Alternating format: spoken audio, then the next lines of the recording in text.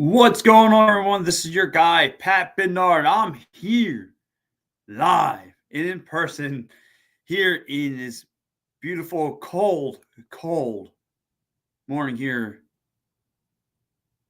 in Ambler, Pennsylvania. That's right. Just right outside of Philly. But anyway, it is never a dull moment here in Philadelphia sports. There's a lot to talk about, especially here right after 2 weeks after the Super Bowl. And there's a lot to break down. Yesterday, and now through the course of the week, the title of the show is The Shakeup. And there's been a major shakeup, good and bad, with Philly sports. And I'm going to get right into it. Joel Embiid was placed on he's going to be ruled out for the rest of the year. Joel Embiid is going to be ruled out for the rest of the year. And now the big question is, what does this franchise do moving forward? What it was about this time last year that he has this injury bug to that knee. That knee has swelled up, and it's got to be done. He's got to go under a knife, to say the least. Joel Embiid. I don't think Joel Embiid will ever be the same ever again. He's a little older now. He's creeping into his 30s. And it sucks because this is I witnessed this through my childhood. Those who were Eric Lindros fans, who saw an old talented player. You know, Eric Lindros could do everything on the ice. He could score, he can assist, he can hit, he can fight. Eric Lindros could do all those things. When we had that concussion from Scott Stevens, party was over. And I witnessed my childhood hero go down. Now, years later, I must watch TV within Joel Embiid. And unfortunately for this guy, his whole career has been chased by the injury bug, has caught on him, has let him go. He can't stay healthy on the floor. At best, he's like at 64% when healthy. It's a shame. It's a shame. And I don't know the Sixers front office in the back of their minds have a general idea where they want to go. Who's going to be the next prodigy to this franchise? I've seen them come and go with the 76ers franchise, the Charles Barkleys, the Allen Iversons. Now the Joel Embiid era. And it's a shame. It's a shame because if you're going to sit there and come on my show and tell me that he is not a talented player and he sucks and all those things, you're only fooling yourself. When healthy at 100%, he's the best basketball player on the planet. There's not a big man who can shoot the three like he can. There's not a big man who could do what he can do and dominate on both ends of the floor. And unfortunately, since we drafted him, he's been dealing with knee and foot injuries. And it sucks. So now it is time to move on from Joel Embiid. And yesterday and last night, matter of fact,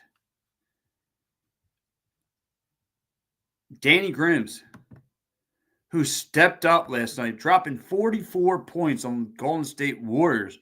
Think about that. I mean, Tyrese Maxey was only facilitating last night. He didn't get a bucket till second half. And Danny Grims, with the hot hands, shooting lights out from the perimeter, having 6 threes, 44 points. Danny Grims was cooking yesterday.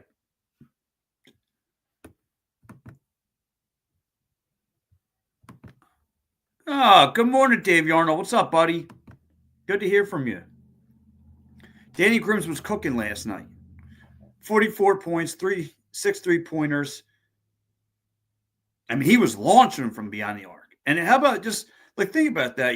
If I would have told you that the 76ers on paper were going to slay down this Golden State Warriors team without Joel Embiid, Tyrese Maxey not getting a bucket to the second half, you probably thought I was nuts. But this is where and again, we saw glimpses of this, right? Prior to Joel Embiid getting back on the floor. Because we've seen this 76ers team run through Tyrese Maxey. We've seen it. And they played well. Now, great, Golden State made it a game out of it because, of course, like I mentioned time and time again, they don't have a big man down low.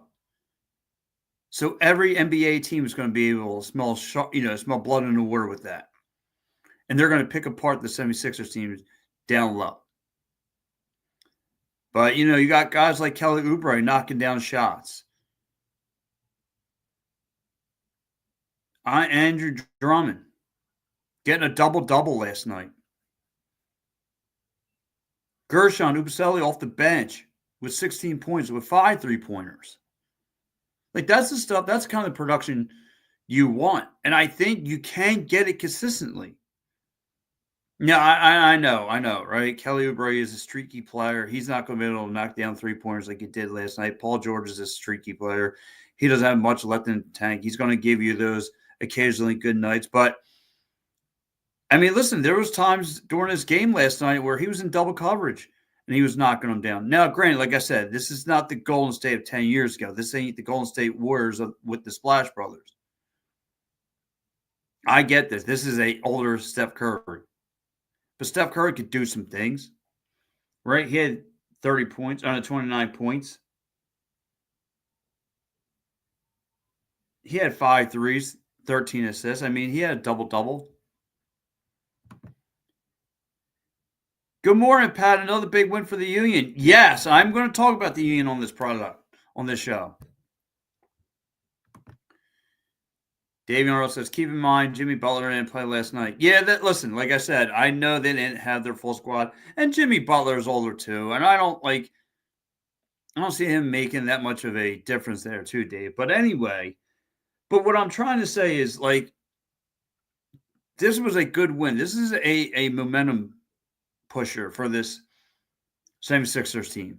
Now, you got the Trailblazers coming in tomorrow night. You can handle business against that team. Now, the road's going to get a little tougher when, again, Thursday you have to deal with Boston. And then Sunday night you finish out against Utah coming in here. But, I mean, look, it's a shakeup. It's a shakeup to the franchise to understand that your big man is getting shut down. And now they got plan B intact as having this team run through Tyrese Maxey. He did not score a bucket to the second half, but however, he was a facilitator. He was an assist machine last night. 11 assists. Finding Kelly Oubre on the perimeter. Setting up guys like Danny Grims for his shots. He was a playmaker down low. Really had great ball movement. He was smooth.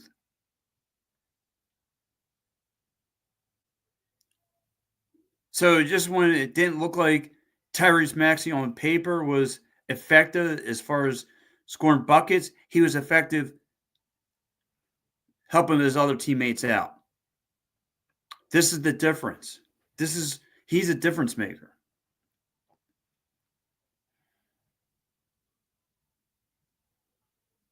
Happy to see. We're getting great comments coming in here. Here goes my man Adam. Adam says, Embiid's out for the season. Embiid's out for the season. Sixers play like a contender last night. Grimm's in fire. Yeah, Grimm's was on fire. He had ice in his veins and fire out of his hands there, Adam.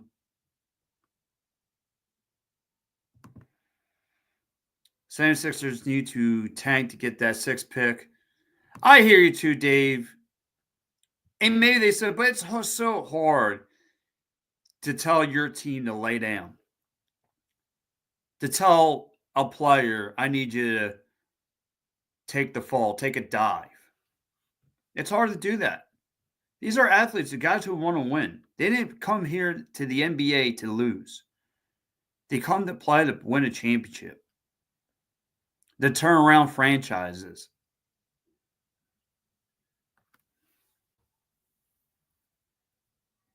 That's what they're here to do. And I get right now the 76ers do not look like a sexy landing spot for NBA superstars to come. And I'm okay with that. And I'm fine. It is what it is. But like I said, I was really happy the way that. And listen, if you go back, take a step further, you go back to that Knicks game, they battled the Knicks down to the wire. Now, ultimately, the Knicks won, but isn't it fun to watch Jalen Brunson take it on Maxey? Like, it's really fun when you get to see those matchups within the division, right? Like, I used to get excited when I used to see Porzingis and Joel Embiid battling out 2 big men.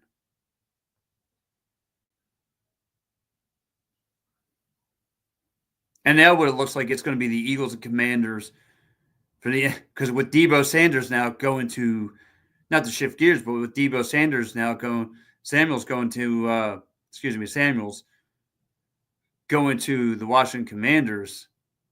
Well, that just spices everything up for the Eagles and Commanders rivalry for the NFC East title. It's going to be great. But anyway, back to the 76ers. I mean, again, I get it. Like I just said here, Kelly Oubre, a silky shooter. But however, I mean, he was knocking down shots yesterday, knocking them down. This team was getting rebounds, coming with some nice steals. I liked everything that I saw out of last night's game. I even liked everything I saw of the Knicks game. They just couldn't put their foot on the gas pedal to finish the game against the Knicks. But it shows you there, I don't know. The big question is, I don't know if the Nick Nurse system pertains to Joel Embiid. And I don't think he could run it like he wants to, having a player that's 65% A-OK. Because when he's not on the floor, look at the way Tyrese Maxey is a difference maker. And the offense just running through him. I mean, last night you saw great ball movement. Like I said, Tyrese Maxey didn't even put a bucket in the net until second half. And yet he was efficient with facilitating. Find guys like Kelly Oubre on the perimeter. Setting up guys like Danny Grooms.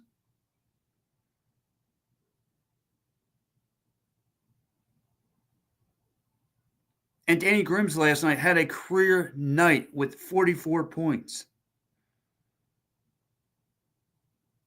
And Tyrese Maxey had 11 assists.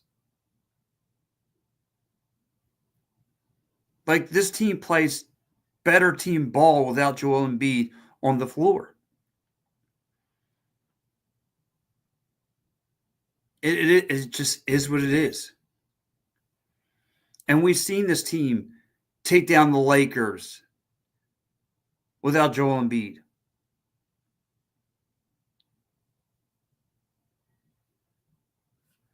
I don't know if they could do it now with Luka,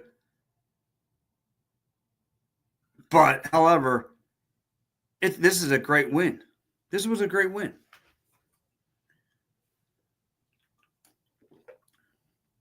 And I'm happy for what I saw last night. Very happy.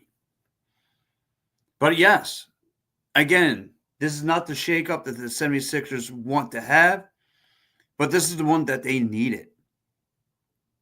And it's crazy because I know to a lot of Sixers fans, when they heard the news about Joel Embiid getting sidelined for the rest of the season, they probably thought, well, this season is a loss.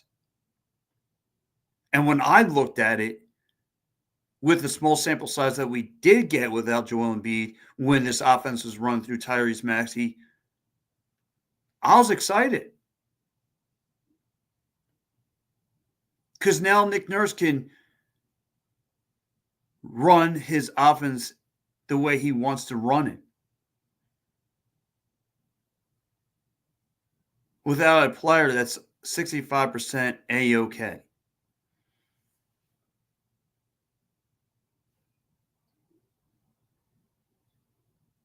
I mean, look at last night. Andrew Drummond stepped up and getting major boards. Had a double-double. He had 11 boards and 10 points.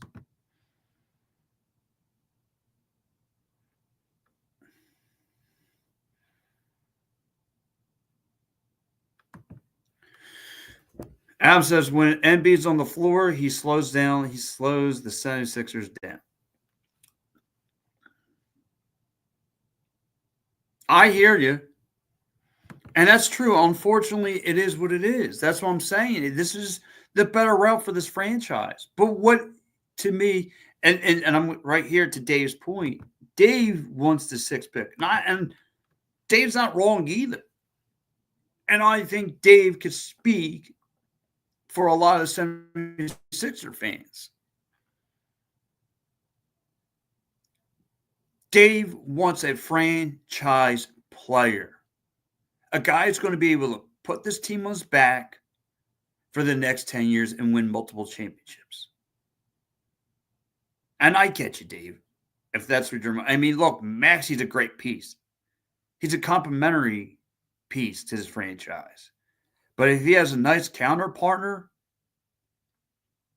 a playmaker, an elite level guy, whoever the next guy is going to be, then yeah, I got you. I understand. But it's hard to tell this team to tank. And to me, Dave, like I said, if you tell this team to tank now, in which they're pretty much doing, it just goes to show you the first go around with the tank was not but a waste of time. You try to, I mean, the master plan was, I get you. You try to take the easy way out and just rack up draft picks for the next so-and-so years and get top-tier talent, which they did at the time. They got Ben Simmons and Joel Embiid to be the franchise difference makers and bring multiple parades to Philadelphia. Unfortunately, it just didn't happen. But anyway, I could sit here and talk about the 76ers. I got other teams I got to talk about. I got three more. And last night, I was at the game.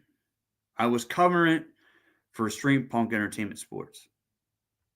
And I got to talk about a soccer team that's on the right track. A soccer team that is on the right track here. Brand new head coach that nobody wanted here.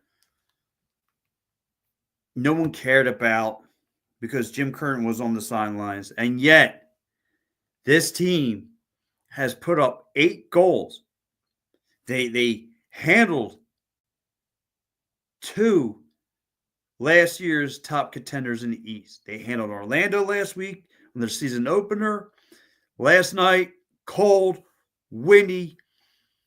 It was going to be interesting how Bradley Cornell's playbook was going to adapt to this Philly crowd and this atmosphere, and no sweat. No sweat. Like he said in the press conference, every day in practice is competition, battling for positions. And the team likes when this team is pushing each other, because the end result, as you've seen last night, pays off. And it did pay off. And now the Union's front office looks to be the smartest elephant in the room, because there were fans that doubted him, doubted the Union's front office about moving on from Jim Curtin, and they were right so far. Now, I get it. This is the honeymoon stage. The Bradley Cornell's playbook is not really on film. But the offense and defense, from what I saw last night, was incredible. The offense, Ty Bad Boy Baribo, here he has 5 goals on his belt. He put up a hat trick last night.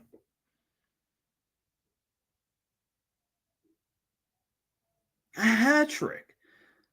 Kai Wagner linking up with Ty Baribo. Daniel Gazdag linking up with Ty Baribo.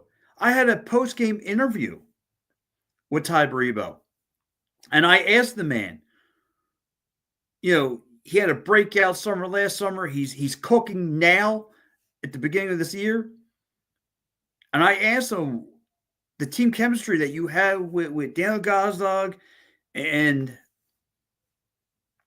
Kai Wagner. I mean, it's really paying off. And I asked him, how's this working so well? And he said, and I'm paraphrasing, to be honest, it's the off the field issue, not issues, but off the field stuff. I mean, these guys bond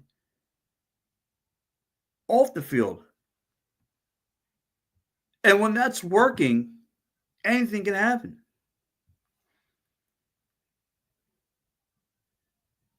I love what I'm seeing from this Philadelphia Union team. And you got to be, you got to be excited too. You have to be.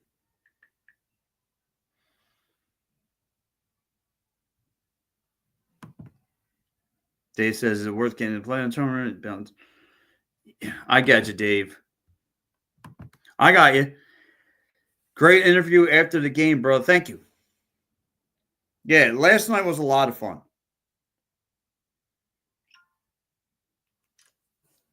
If you were there for the Philadelphia Union game, talk to me. Talk to me. Tell me what you saw.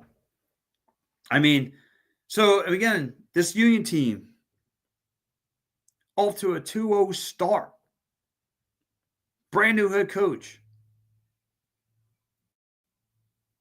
And he's doing just fine. He's got his team believing in his playbook. His playbook has been effective. And let's look at, I just broke down the offensive side of the ball. Let's break down the defense. How they were forcing turnovers, coming off the edges.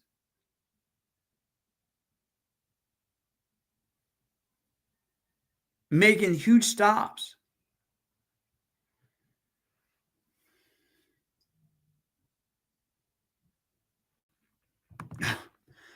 The John has checked into the program.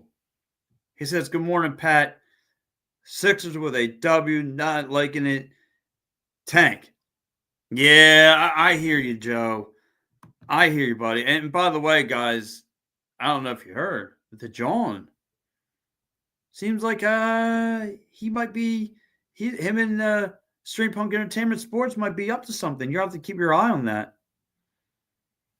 Might be dialing something up here. So, but anyway.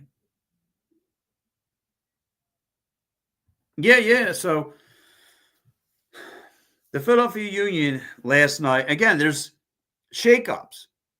Like I said at the top of the hour, the name of the show is Shaking Up because no one believed that the Philadelphia Union front office, with the moving on from Jim Curtin, was a great idea. And like I said in previous shows before on the attack and third, Jim Curtin was a people person. He was all that. He bonded with the crowd and the audience. He was a likable coach. He took this team to an MLS Cup run. He's done things for the franchise. He's the face of the franchise for so many years.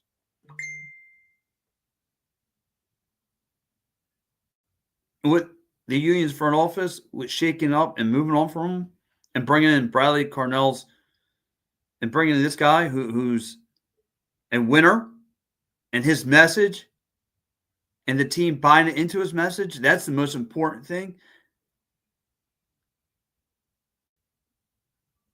You can't be mad with the result.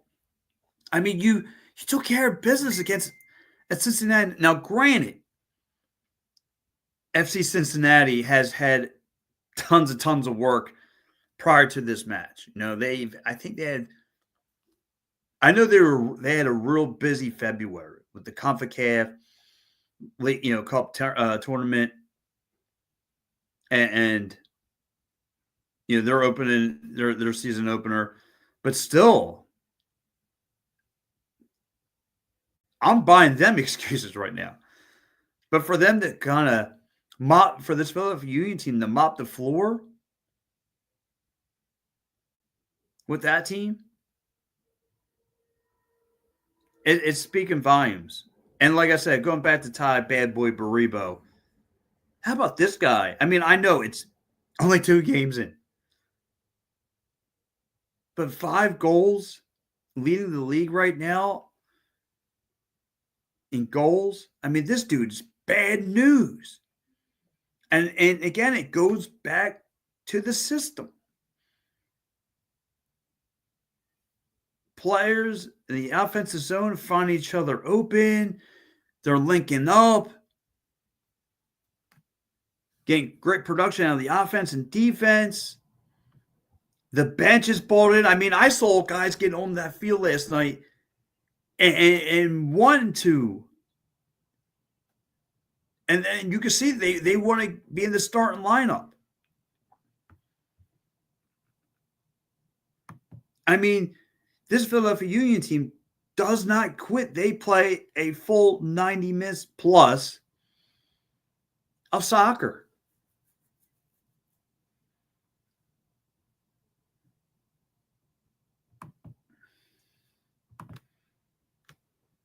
They play a full 90 minutes plus of soccer. And you have to love what you're seeing right now.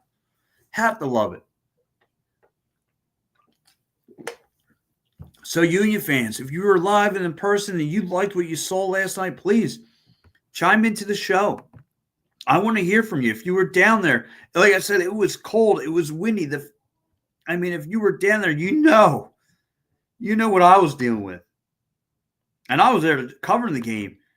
It was cold up in the press boxes. The media members will tell you that. It was cold. And however, what I really liked, what I heard in the post-game interview with Bradley Cornell's play, what he say? It's getting colder outside and we're just heating up. We're just heating up. They were heating things up. Now this team is going to go to another cold environment next week up in New England. And they got to go handle business up there. It's going to be interesting to see what they can do. Interesting.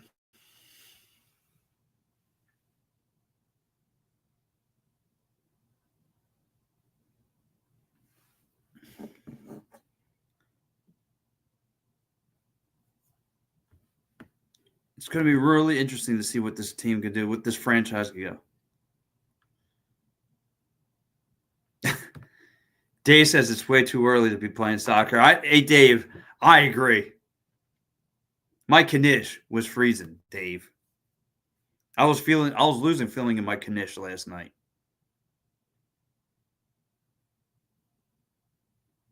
But,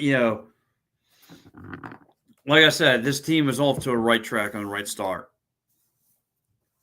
And now, I know New England's trying to get back into the win column. They've yet to get a W, so they're going to want to come out with their best punch. We'll see what happens. We'll see what happens with that frame. How can the Union? Will the Union get their third straight win? We'll see what happens there.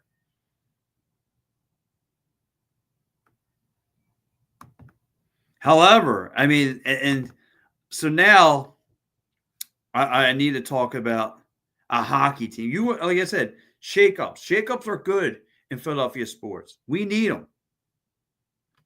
Last night, we shook things up. We got a brand new head coach. He's all to the right track, shutting down Joel Embiid. You saw the positive results last night, and you've seen it previous when he was not here. Now I want to talk about a shakeup with this hockey team. Last night, and this whole week with the Philadelphia Flyers, getting 9 points from February 8th till now, the Philadelphia Flyers have recorded 9 points. And it's based off one guy. It's based off one guy who's been setting the tone around here. And that is Mitav Michkov, Eminem. Michkov is the real deal. Just look like when his career hit a wall. Just look like when Michkov hit a wall with his career and see how he was going to further adjust with the Philadelphia Flyers. He's been smoking red hot. 3 goals, 5 assists.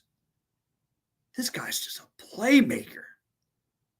Last night, in OT,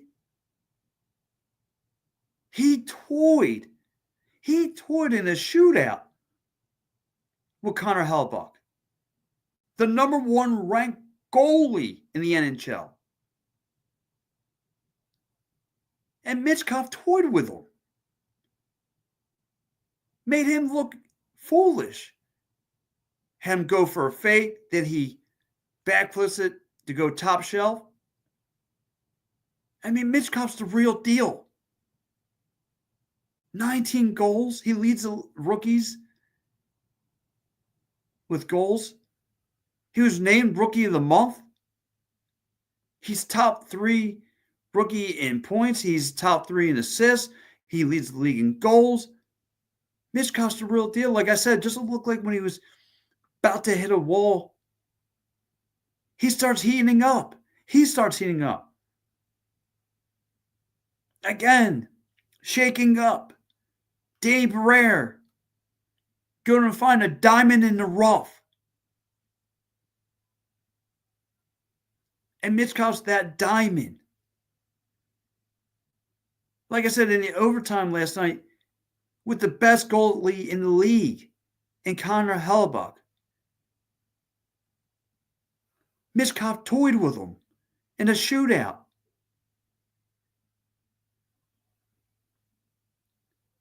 Had him biting on a fake, and Michkov goes top shelf. This kid's nasty.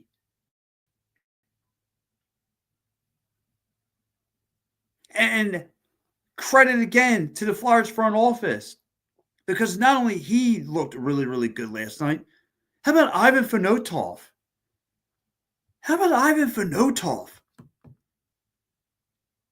Putting that big body to work, stopping 29 out of 30 shots.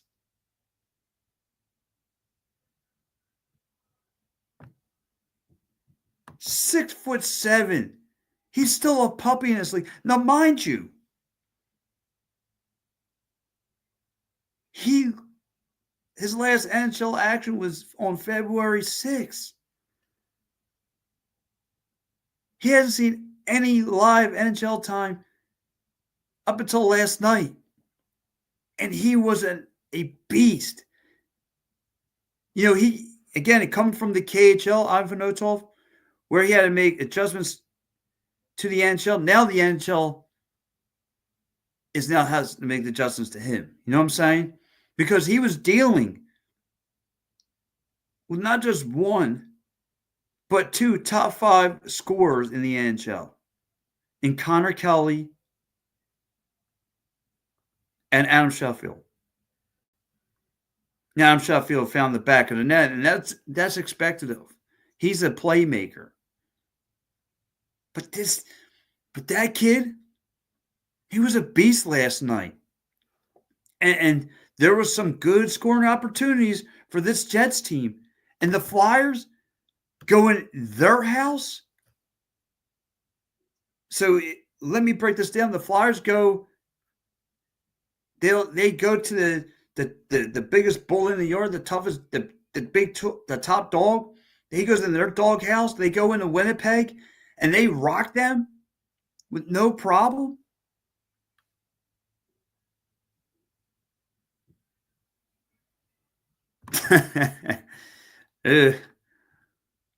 Wow. Yeah. Hey, listen. Dave, I'd like to talk to you about that John Cena move last night. How about that? Who saw that coming? Flyers great shoot win, and Mitch Kyle very nice shootout goalie. Yeah.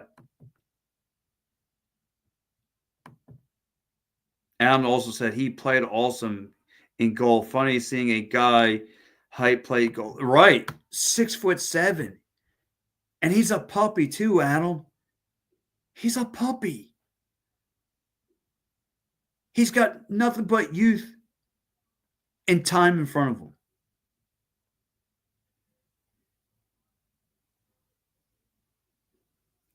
The Flyers are in a really good spot. And 2 weeks ago, they said they want to, right after the NHL All-Star break, this team believed in themselves and saying, we want to make a playoff run.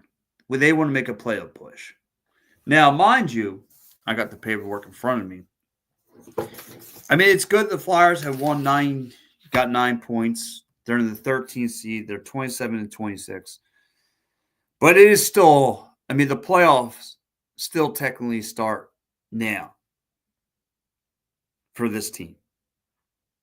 Because in the East, it is a tough, it is a tight race from the 14th seed to the 7th seed, I would say. Right? You have the Islanders at the 14th seed. You have the Flyers at 13, the Rangers at 12. The Canadiens, who won 4 straight, are 11. The Bruins at 10. The Senators at 9. The Red Wings have lost 2 games straight. They've currently hold the 8th seed with 66 points. So the Philadelphia Flyers are 4 points away. So if the Flyers, again, can handle business Tuesday and Thursday,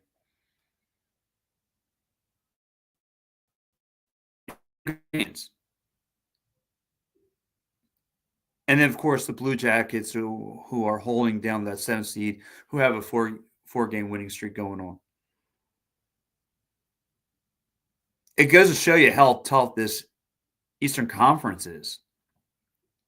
There's a lot of good teams. How about the Tampa Bay Lightning? For all my NHL heads out there. An 8-game winning streak? What's going on in the waters? What's going on in the waters out there?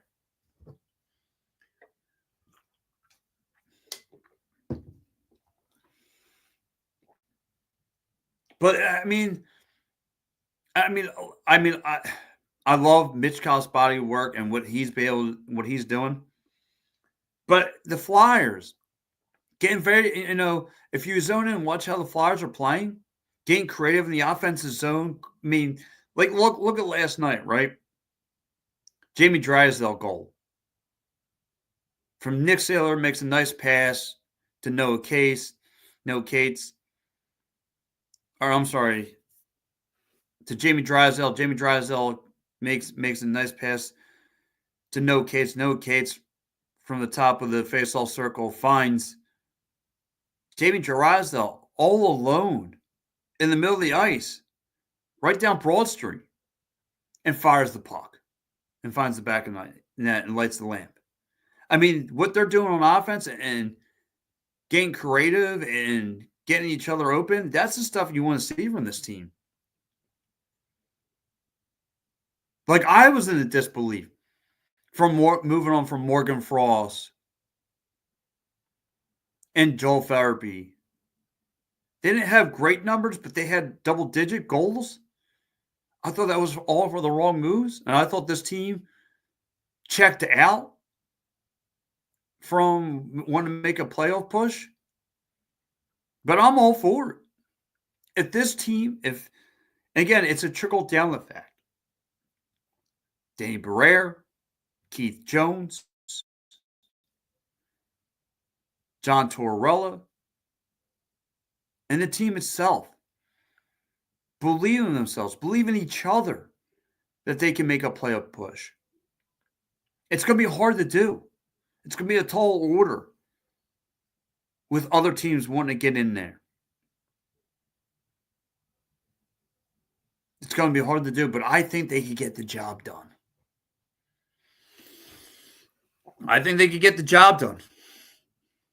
Do you Flyer fans think that? And listen, what was one of the things that really the Flyers couldn't do all year? Struggled to do. Take care of a team that had a 500-plus record. This is the number one ranked West Coast team. And the Flyers went into their house and handled business, winning in a shootout. This is their back-to-back winning. They lost one in Pittsburgh on Thursday. They go into Winnipeg and win one. And it comes back to Michkov. Michkov starting to heat up. And again, adding the tweaks to like that line that I saw the other night on Tuesday. We had that Owen Tippett, Sean Couturier, Michkov line. Things are bound to pay off.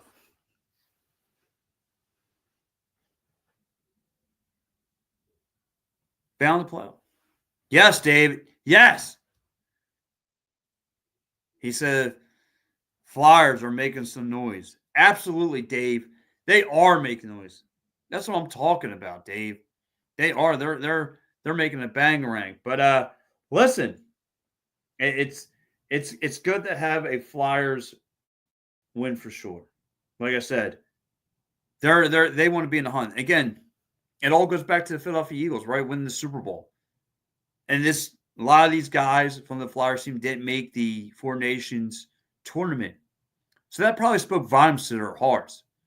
And now they want to get a little taste of what playoffs are like. Again, this team hasn't been in the playoffs in 4 or 5 years. They want to get in. They're hungry. And the playoffs start now. But anyway, guys, I got a man in the back. You actually could check him out tonight at 8 o'clock on All Lacrosse All the Time. He's, matter of fact, I saw him rocking this awesome Toronto Rock, jacket. That thing was fire.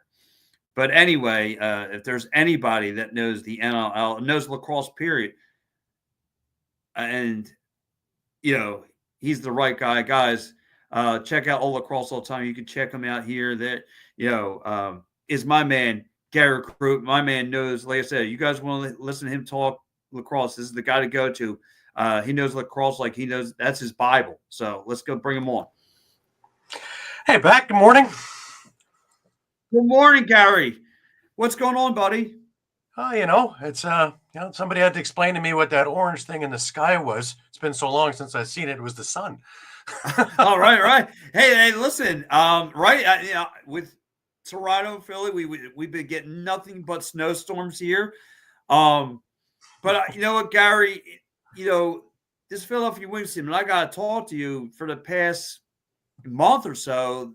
They haven't, they came out red hot, but they look like they hit a wall for a little bit. Now I think they hit a boiling point where this team was just looking horrible against that Albany Firewoods team. They didn't really get anything going until the second half of the game. They only recorded 2 goals. And I wonder now, with all the trades that they made, I wonder if this forced Uncle Paulie to make some moves, because he made some trades, and I wanted to pick your brain. What do you think, first of all, what's happened to this Union team, or Wings team, rather? Well, they came out, like you said, on fire, and they played great together. It looked like they had solved a number of the issues, but the defensive thing and the transition thing never really got sorted. So they would outscore a team, but they weren't stopping many, and they were giving up a hell of a lot of shots. And eventually, the book will be out on where to fire on Damewood, and they found it. And once they started getting up on the hands of guys like Ressa Terrence and on Mitch Jones and on Catoni, all of a sudden, they weren't scoring either. So if you're not going to outscore your opponents and you're still giving up goals, well, you see the result. It becomes big L's. So Paul, what he had to do is he had to start moving pieces. And what he did is, well, one, he lost Holden Catoni, which is, in my eyes, a big loss in your offense, but there's enough pieces there to make up for that. And he got Shane Simpson for him, so you have a bona fide star in transition. He also traded his first-round pick to Toronto and got Chris Corbeil and Mitch Desnew. Now, what do these guys bring? Well, Mitch Desnew was Defensive Player of the Year a couple of years back. Chris Corbeil is a long, storied, bona fide star, defensive guy, transition guy. Both are the transition stars in the league and have been great over the years. Corbeil with Edmonton, Saskatchewan, and Toronto. Mitch Desnew with Buffalo, and then for the last 4 years in Toronto, scoring many, many goals in transition. What you also have is a lot more toughness. Desnew is a tough, hard-nosed player. Sometimes takes a few too many penalties, but it's all in the act of doing that for the game. The Philadelphia crowd is going to love him. Right into that blue-collar thing, Dr. Desnew. Actually, an interesting thing is Mitch Desnew played his college ball at Drexel, so he's pretty familiar with the area. So that'll come in very handy. People know him out there already. But this all of a sudden gave Philadelphia a transition game that they've been lacking. They don't have to rely totally on the front guys now. Now they can upset the timing of their opponents. And if your transition game's working right, you're going to start seeing a lot of penalties going the other way for teams jumping too quickly and getting those too many men penalties. And in return, let your power play go to work and let these guys go to work. Also, with Chris Corbeil and Mitch Desnew, you got solid defenders, hard-nosed defenders. So these guys are going to make you pay if you want to come in and get inside on Damewood or on Deacon, not depending who's in the net. And it's not going to be as easy as a time as it's been recently to go get these shots, which is going to make more outside shooting, more non-percentage shots against Damewood. So that's going to help in the long run as well. Now, I have an affiliation with both of these guys out of Toronto. Desnew played junior with Clarington with the Gales. And, of course, I am with the Gales organization. I'm out to Prague every year with them for the Rubeski tournament. And Chris Corbeil, of course, came up through the Brampton organization. And, of course, I was on the board of directors with them. So I've known both these for quite a while.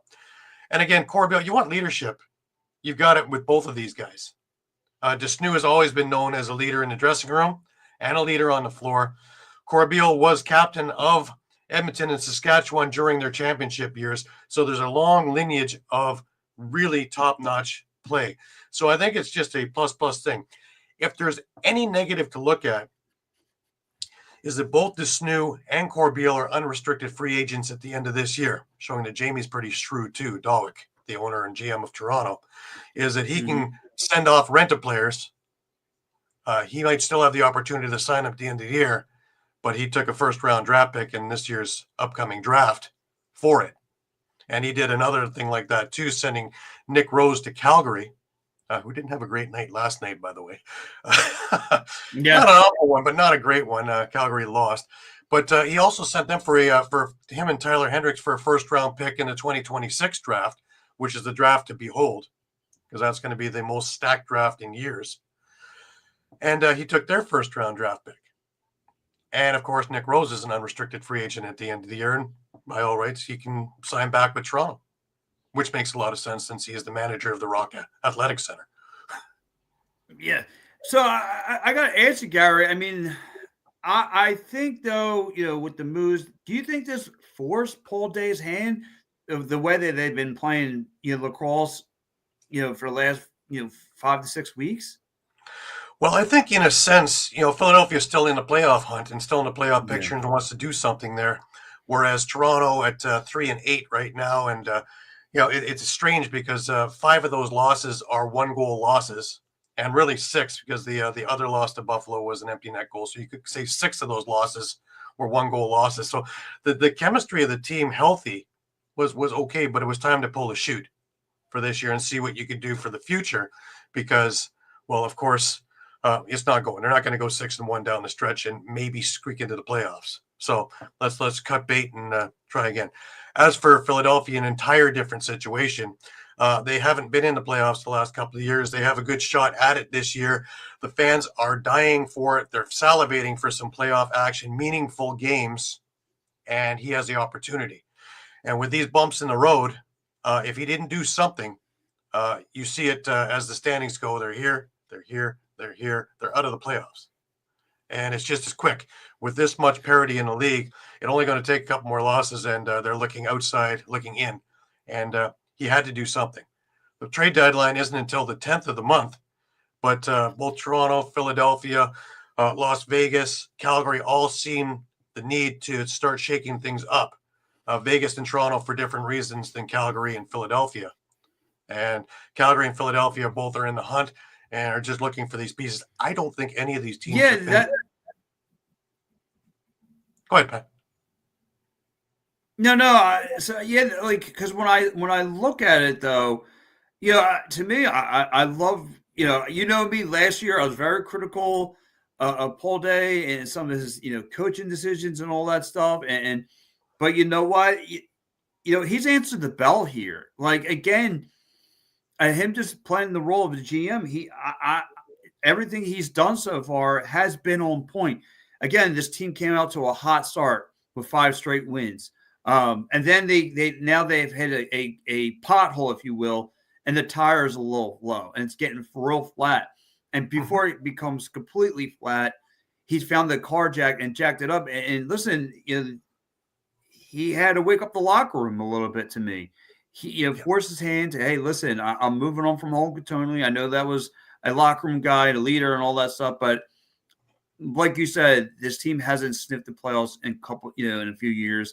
Right before Martin Luther King weekend, they were in the second seed, and they've dropped to now, like you said, their playoff lives are on a live wire, and there's now a couple teams are in the hunt for it, and he wants to make sure he's a shoo-in for the playoffs. And like I said, he moved on from Hokutonli.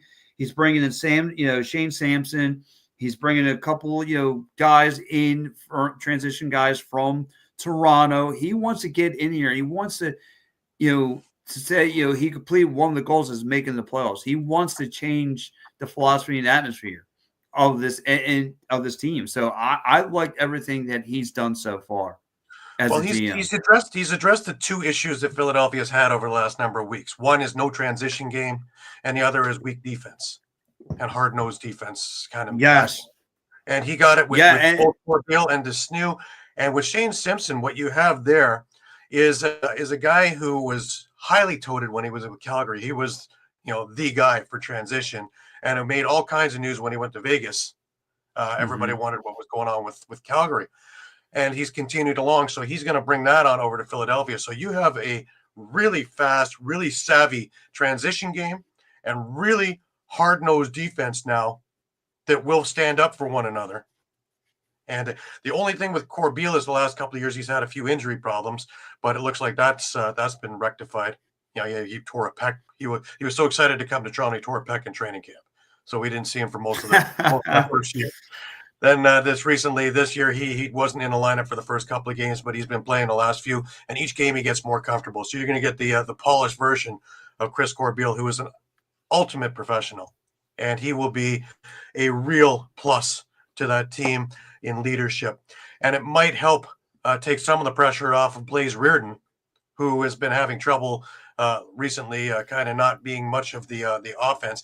Well, when you have all these other pieces in there, now teams have to be a little bit more weary about what these guys are going to do, as well as, the offense of Reardon, Reza Terrence, as it goes down, Mitch Jones, etc. And it frees up all these guys.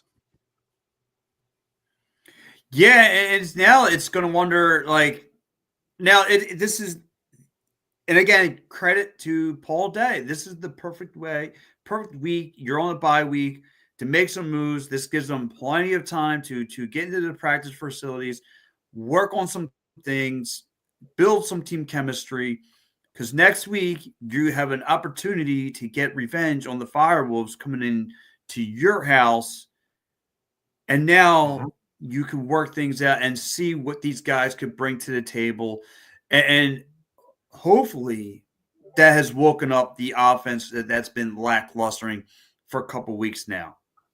And that's another thing. They're doing it at home.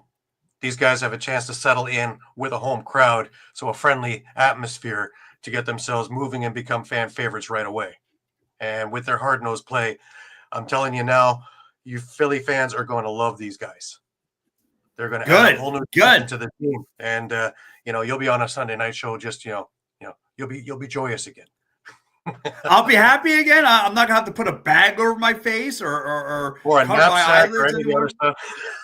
Yeah. I mean, I want to start eating, just enjoying a banana. Like I came in beginning of the year for 4 or 5 weeks, enjoying myself on a little lacrosse all the time. Now I came in, I have nothing to say. I've been powerless. Caden's been having the upper hand now. So, but yeah, look, Gary, it should be a interesting, on the way out of the season. Again, they got the Firewolves coming up here next week, 7:00 Eastern time.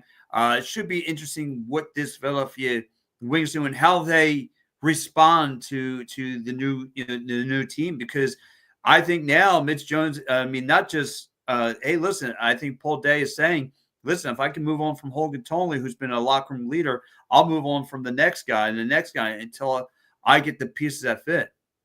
Right. See, the other thing too is your defensive coach, Pat McCready. He's a Hall of Famer, but he made his money as a transition guy. So if there's anybody who can manage the transition games, this is the guy. Yes, you know it, Mike. Muffler, Mike. You're right. You know what? You're actually. I think my wife said that a few times. That the bag over my face works better just hanging around. We're the reason radio was invented. You're the only one who's been telling me that. Let's say we're the reason radio was invented. Yes. But yeah, I think you're absolutely right, Gary. You're going to want to get a ticket to Wells Fargo for this next game. Everybody out there, you're going to want to get a ticket. Get out there now, support the Wings. They're going to have a great second half of the year. Paul Day has proved that whatever needs to be done is going to be done. And in the next 10 days, 9 days, I don't think he's finished. I think there's still a little tinkering to go on and to solidify things around there. He proves that he's not looking far down the road. He wants to win this year. So this is going to be an exciting little stretch. The next 5 to 10 games that are left in the season, depending on where you are, is going to be crunch time. You don't want to limp into the playoffs. You want to be going there with a head of steam so that, teams win by this part of the season winning. Mike says also keep in mind Jones and Russell Terrence are restricted free agents at the end of after the season. Plus, the CBA is up for renewal. And so I got to ask you one more, a couple more questions there. So, talking about Toronto Rock, the team that you cover, Gary, so now that the Philadelphia Wings give up their first overall draft pick, are you kind of hoping that the Philadelphia Wings kind of want to lose out just so you get a higher draft pick? And if so, what are you looking towards for the Toronto Rock to build off of? Well, the Toronto Rock have a number of draft picks coming up. For the first time in as long as I can remember, Toronto's actually got a wealth of picks, which is unique. But this time around, the first round pick for 2025 from Philadelphia, yeah, I kind of want them not to do well. But in the same regard, I want to see Paul Day, who's an old friend of mine, excel at what he's doing. And your coaching staff are all old friends of mine. Ian Rubel played for the Rock in their championship years. Pat McCready played for the Rock. Pat McCready and I have been friends for years as well. He's been on all across, and he's also been on my NLL Talk show. So I'd love to see them all succeed. And it's always fun when you have teams and rivalries and everybody's doing well. It makes the games interesting for all of us. But Toronto is stacked with picks right now. In 2025, they have 3 first-round picks. One is their own. One is from Vegas, who is not doing well right now either. That might be a first-round pick altogether, first overall. Toronto could be a second overall because they're not doing great either, and as well as the Philadelphia Wings pick. They have a second-round and a third-round pick as well, also 5th and 6th, which those are shoot for the stars and hope for the best. In 2026, in that stacked draft, they have a first-round pick, 2 second-round picks, and 2 third-round picks as well. So they can absolutely change the face of this team with youth and with top junior youth along the way. Plus, they also are going to get Sam English, who they picked in the first round last year, who had another year of eligibility, so he's playing collegiate. So he'll be with the Toronto Rock next year. So you're looking at another first round pick there as well. So I think the future is looking bright for Toronto. And hey, morning, Dave. Glad to have you with us too. Always glad to have our followers in the evening as well in the mornings. Nice to see you all up. Yes. On this beautiful sunny day. Yes. And speaking of Sunday, I got to ask you, I ask every guest I have on the show, Gary, what is your meal of the day? What are you going to be doing? I know you'll be prepping for tonight's show. What's your meal of the day? Oh man, I'm always getting ready for that nice dinner, with the family on a Sunday evening before our show. You got to have that pregame meal. Oh, and, I know. We're already marinating the steaks. They're all ready. They've been cut the size. So, get them all set, ready. And then, we'll have our pregame meal, and we'll have all the protein to be hot and heavy for we got a lot of things to discuss tonight. There's a lot of things going on in the league. There's a lot of things going on with the Rock, with the Wings, with the teams coming up, the trade deadlines coming on. Things are moving forward. Buffalo and Saskatchewan, number 1 and number 2 played last night, and that was yes. It lived up to its billing. It was a slobber knocker, and I look forward to seeing that in a playoff round too, because that's going to be crazy. But the way it works now, with Buffalo winning that one, they would have the edge, and it would be in Bandit land. So that would be another crazy situation with 19,000 screaming Bandit fans in there and the floor rumbling underneath your feet. So that, if the way things work out, that could be your final this year. So even more crazy. So, but I say it all the time. Who wins in all this? Us, the fans. Yes. Because we get to see the greatest players in the world week in and week out playing the greatest game, and we get to see it played the way it's supposed to be played. So parity, oh man, you throw a coin sometimes for these things. By the way, I went 5-0 in the pickups. Did you? I did. You went 5-0? 5-0, sir. You went 4-1. Well, that's not bad. Where that snot-nosed punk Caden wind up in the basement, I hope. Yeah, well, he's now 500 over there. I think he went 2-3 in this weekend. Oh, all right. Well, but, I frogged him. So nice. So, well, listen, Gary, I appreciate you coming on and giving me some of your time. Again, guys, whoever to all the fans out there who's just checked into the Pep and R show, please stick around. Again, enjoy your day. There's no Philly sports going on today. If you have any questions about the Philadelphia Wings or lacrosse in general, if you're an NLL fan, please stay tune and check out all lacrosse all time right here on Stream Punk Entertainment Sports. Guys, for me, Pat Bernard, for Gary Group, we're out of here. And guys, enjoy the rest of your day. See you, everyone. Thank you, Gary. My pleasure, Pat. See you, buddy. Well, guys, thank you so much. And yes, I am going to check out here after that great interview with my man Gary. Guys, like I said, he's got me locked into the reason why I start covering the game and got involved with lacrosse is because of all lacrosse all the time, because I got to listen to these guys talk lacrosse and I wanted to check out the game myself. And man, if you like hockey, basketball, and football all rolled into one, you need to go check out the Wings right here in Philadelphia next week. We'll see if they can turn their season around. But guys, for Pat Bernard, I'm out of here, guys. Enjoy the rest of your day. Goodbye, everybody.